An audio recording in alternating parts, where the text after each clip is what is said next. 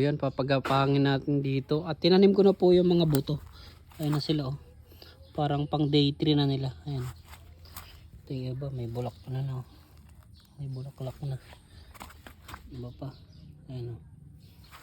Tapos ito yung isa. Ano pa? Halos sumutubo na rin sila, diba? Ang bilis. Hintayin na lang natin silang umakyat dito sa ating bahay kubo. Ayan.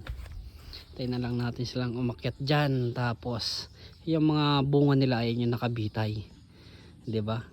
Ito magagandang klaseng ang palaya yan eh.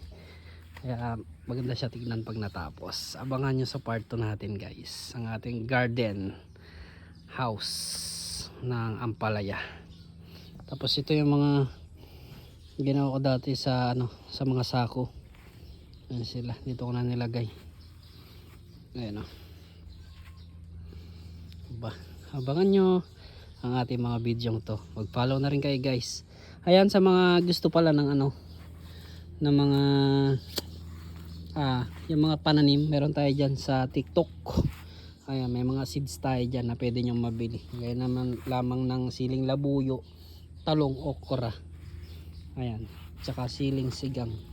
Tingnan nyo naman siling sigang, dahil bunga, oh. Daran, dami, no. Tapos labuyo, dami din. Daming bunga nyan, nakaraan. Ayan, oh. Sawa ka sa labuyo.